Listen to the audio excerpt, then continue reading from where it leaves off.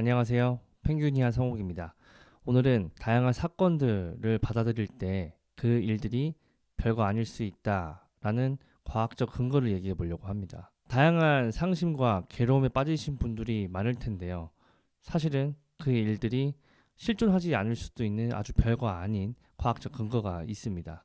우선은 크기적으로 봤을 때 저희는 사람입니다. 사람과 사람 사이에서 생겨나는 다양한 문제들에 의해서 죽을 만큼 괴로움을 느끼기도 하고 절망에 빠지고 트라우마에서 벗어나지 못하는 경우가 굉장히 많습니다. 바람핀 배우자, 이혼한 부모님, 버려져서 보육원에서 성장하면서 상처를 받으신 분들도 계실 테고요. 다양한 이런 사건들로 인해서 큰 충격과 괴로움에 휩싸인 분들이 많으실 겁니다. 우선 크기적으로 봤을 때 저희는 사람이죠. 사람보다 더 큰 이 포함된 존재가 대한민국. 그 대한민국을 또 포괄하는 게 지구. 지구가 이제 행성인데 이 행성계가 이제 모여 있는 거를 태양계라고 합니다. 태양계 정말 크겠죠. 근데 이 태양계보다 수백억 배가 더 큰 군을 형성하는 게 은하라고 합니다. 그리고 이 은하가 또 수백에서 수천억 큰 게 분포하는 게 은하군이라고 해요. 또 은하군이 수천억 배 은하단 그리고 관측이 불가능한 초은하단 굉장히 우주는 저를 포함하고 있지만 굉장히 큽니다. 저희 몸속에요 호중구 세포라고 있습니다. 호중구 세포 백혈구의 60% 정도 차지하는 세포라고 하는데 이 호중구 세포가 하루 종일 박테리아를 이렇게 쫓아다닙니다. 그리고 이 호중구 세포의 수명이 약 5일 정도 되는데요. 본인이 5일 정도 동안 이렇게 박테리아를 하루 종일 이런 바이러스들을 쫓아다니다가 결국은 죽어버리죠. 이렇게 호중구 세포가 열심히 일을 하는데 매일매일 수천억 개의 호중구 세포가 저희 몸속에서 생겨나고 있다고 합니다. 또 사라지기도 하고요. 그런데 저희는 호중구 세포를 인지하지 않고 있지 않습니까? 호중구 세포는 매일매일 전쟁을 하고 이 박테리아를 감싸서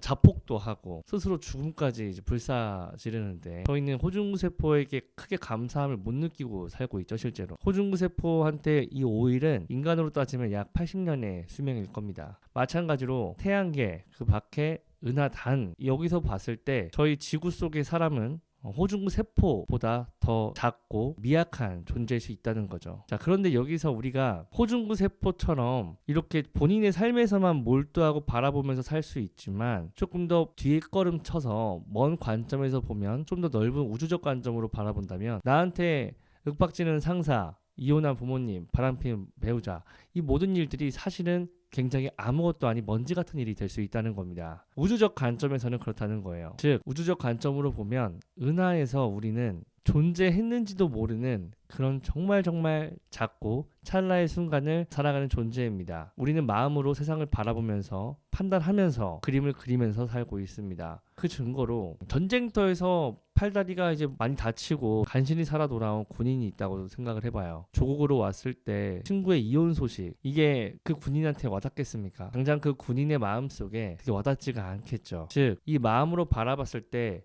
이 일들이 굉장히 크다, 작다는 제가 내는 겁니다. 상사와의 트러블, 어떤 일련의 정말 크게 느낄 수 있는 사건들 또는 경사들 좋은 일이 있을 수도 있습니다. 근데 그 일들이 정말 미약하고 정말 아무것도 아니라는 거죠. 여러분들이 호중구 세포 수천억 마리에 하나하나 몰입을 해서 슬퍼한다면 그렇지 않은 거지만 우주적 관점으로 봤을 때 저희는 정말 아무것도 아닌 순간을 살아가고 있습니다. 그래서 우리는 마음으로 보는 연습을 해야 합니다.